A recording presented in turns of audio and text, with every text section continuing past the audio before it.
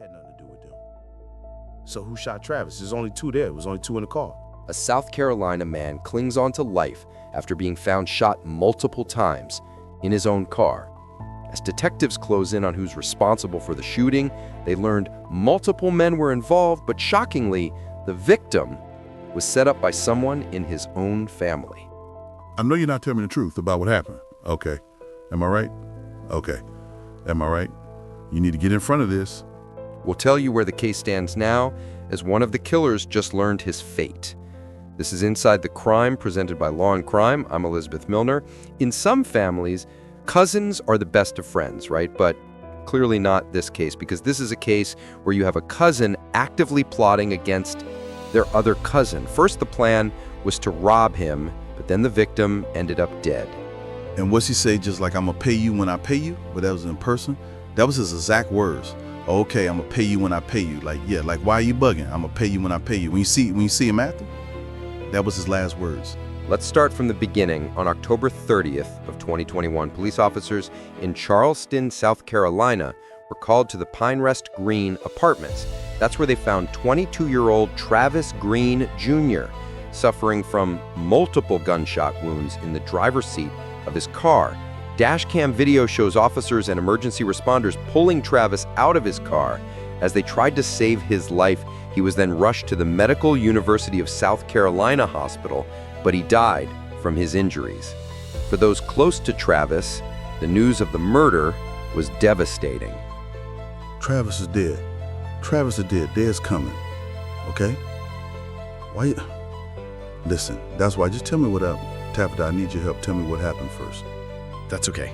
Around 2:30 today, the police department got a phone call for some shots fired over on Raoul Wallenberg, that's in West Ashley behind the berry patch.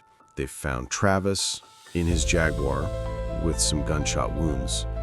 They rushed him to the hospital. They weren't able to save him. Oh my God. You don't know what Travis has been to me and my kids. That's what we need to do. Oh my God. I need you to, Tabitha, I need you to talk to us now. This is hard. I know it. You know Travis, we don't. Okay, so I need you to take a breath. Okay? I couldn't reach him. That's okay. Okay. Detectives needed to learn more about Travis. Who were his friends? Who wanted him dead? But there's one thing Tabitha revealed to investigators that could point to a possible motive.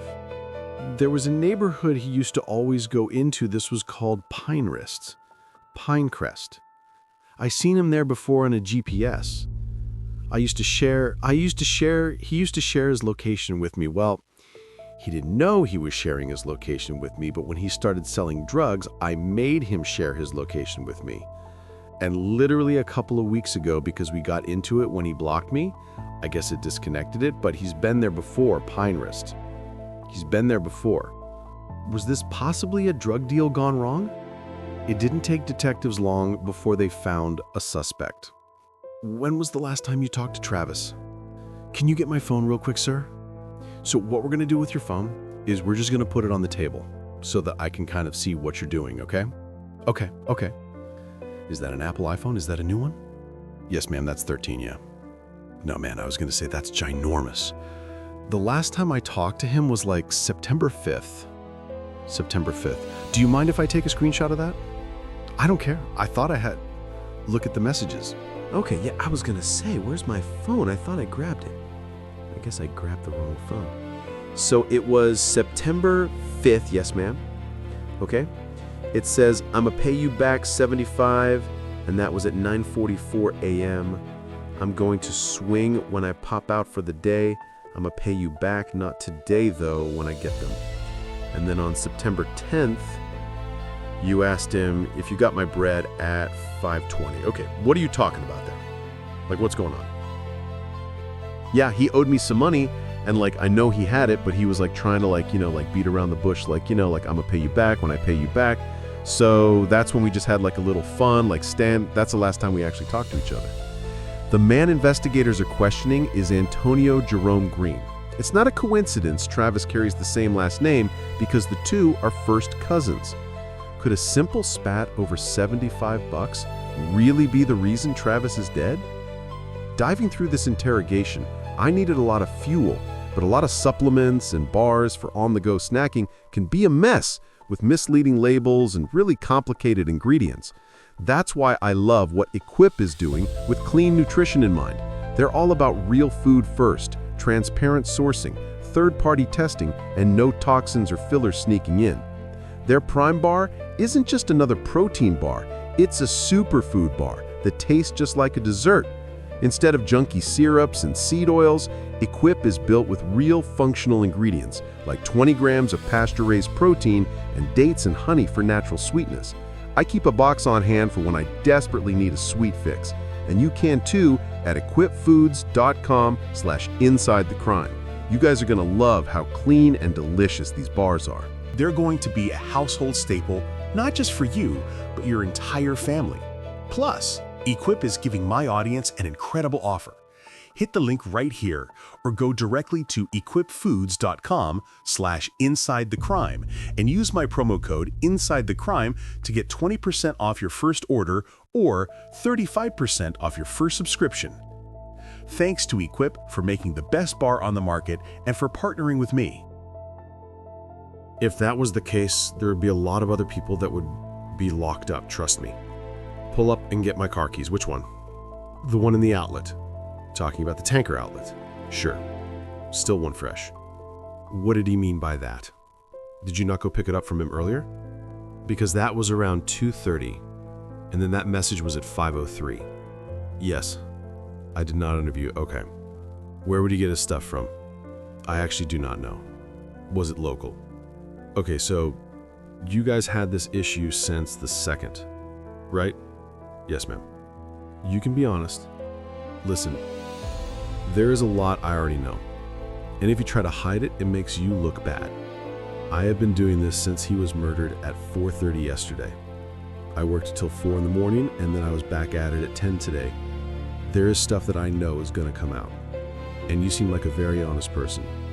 So one of those things that I'm gonna walk out of here, look at some stuff and be like, why is he lying about that? We just wanna have an honest conversation, just be honest, okay? Because I know it, and then I'm gonna be like, why is he covering this up? It makes you look bad and it looks suspicious, right? Yes, ma'am. Okay, so this was over some lien. Correct. No, ma'am. No. What was it over? I gave one quota to go take somebody.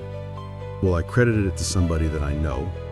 So really, I owed that person, but he knew that he was about to take it to somebody and bring my money right back or something like that, so I was waiting. So now me and that person, it looked like I got that person waiting when really it was not even for me. It was for him, so now he liked leaving me in the blind. So that's really where that whole thing between us came up. Okay, so on the 2nd, tell me how that went down. Was it earlier in the day? Yes, I believe it was on the 1st. It was nighttime, the messages started, the next day or something like that. Okay, so the night before the messages start, you have Coke, you give it to him to take to somebody, you get it off credit from one person, and give it to Travis to take to another person. Yes, ma'am. He was supposed to bring you back money for it. Did he ever take it to that person that you're aware of? That I'm aware of, he left it. Okay, so he left it with the person he was supposed to, but he never gave you your money back. You never saw him until the next day because you went in the house from work. Okay, so he never paid you back your money, and then you started saying, hey, listen, where's my money? Yes. And what did he say?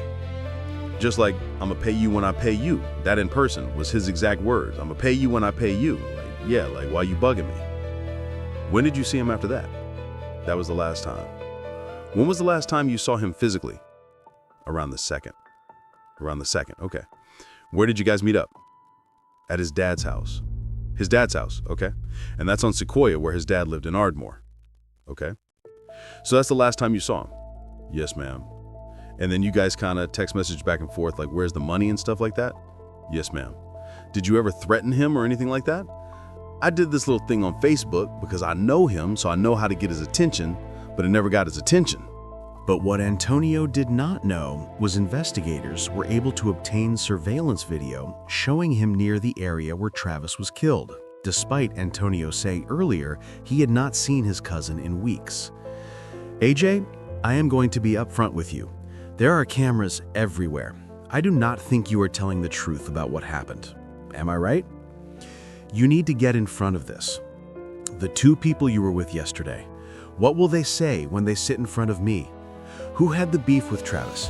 Tell me what happened yesterday. Two of my homeboys were supposed to borrow me from Travis, but I knew he would not serve them because of what we had going on, so I dropped them off. Who were they, Antonio? So Block and Derek. Antonio told detectives Travis sold weed mainly for the money, so he always had cash. The plan was to rob Travis to buy weed from Travis. They set it up with Facebook messages. Derek was sending the messages. Derek's Facebook is Headerlow. Block's is BLK pronounced Mies. Any numbers or anything like that? You said you went with Derek to Block's house. Derek set up the deal because if Travis saw you, he would not allow it. You dropped him off in a neighborhood near West Ashley.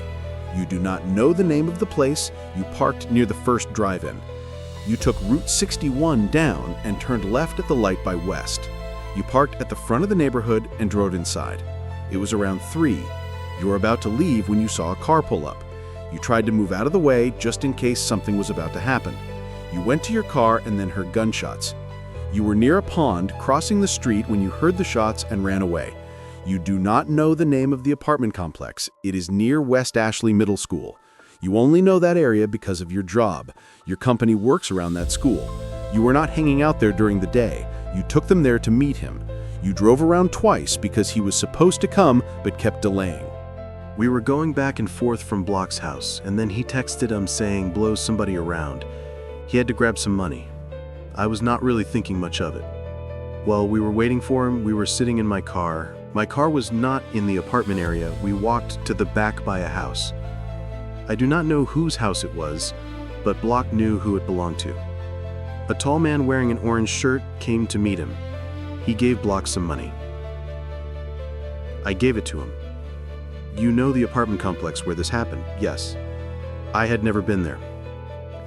Part of what you were saying I believe, and it is hard for people, especially family, to tell the truth. I was on the right track, but it was not in the car. I had nothing to do with it. So who shot Travis? Them two. They were the only two in the car. They actually got in the car. Yes. Tell me about that, because I do not know anything about it. Where were you when he got in? I know you were not at your car when he got in because I know where your car was when he got in the car. I was behind the building. I heard shots and ran. I heard shots and saw the car glass looking smoky, and I ran across the street to my car. They said they were going halfway with me. On the way there, He asked, how did Travis end? I do not know. All I know is Derek was already saying he wanted to rob him.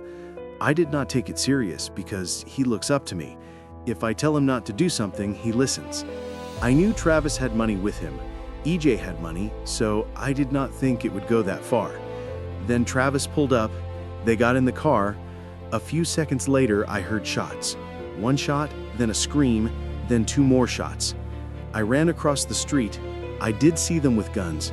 Derek had a .40. I do not know what kind of gun Block had, but it had a brown handle. I saw it in his hand at his house. I do not know where they had it while driving, maybe in a waistband or pocket. I saw them get in the car. Travis pulled up.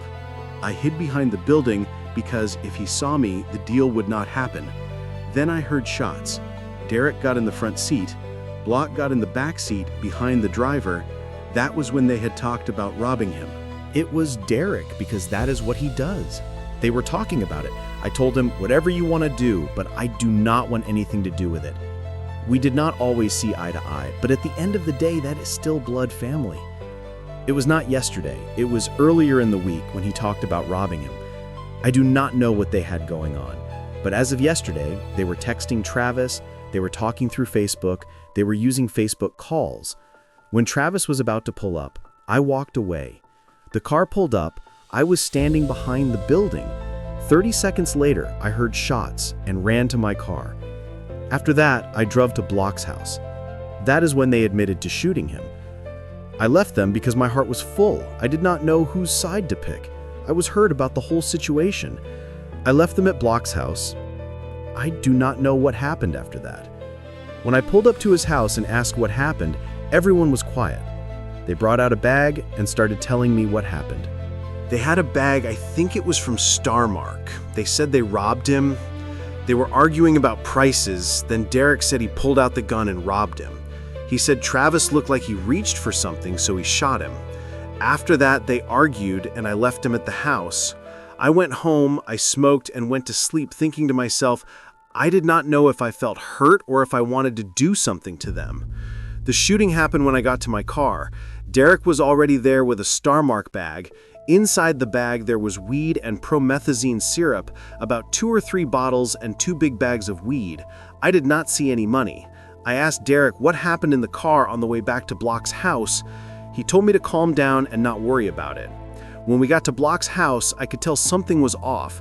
I kept asking what happened, and Block finally told me not to be mad at them.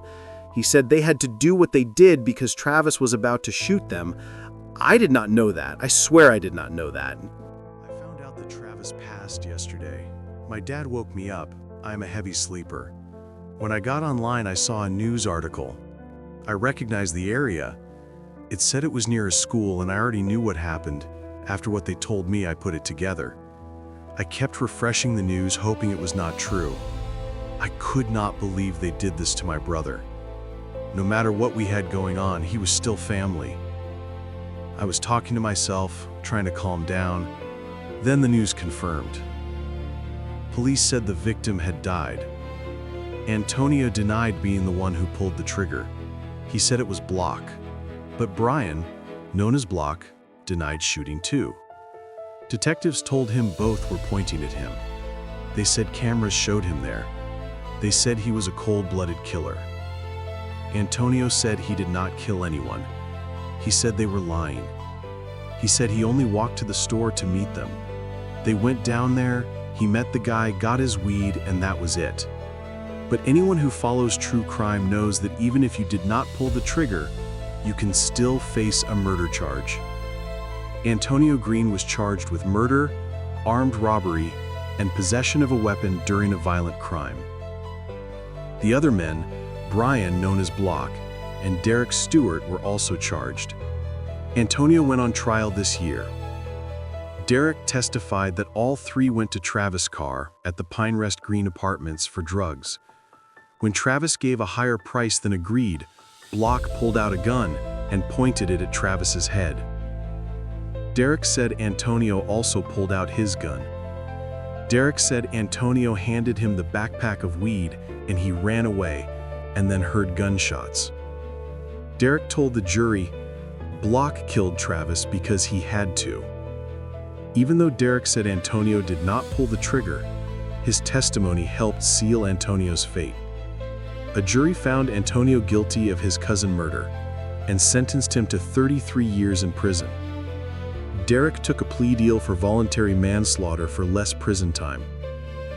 Brian, known as Block, was also found guilty and sentenced to 30 years.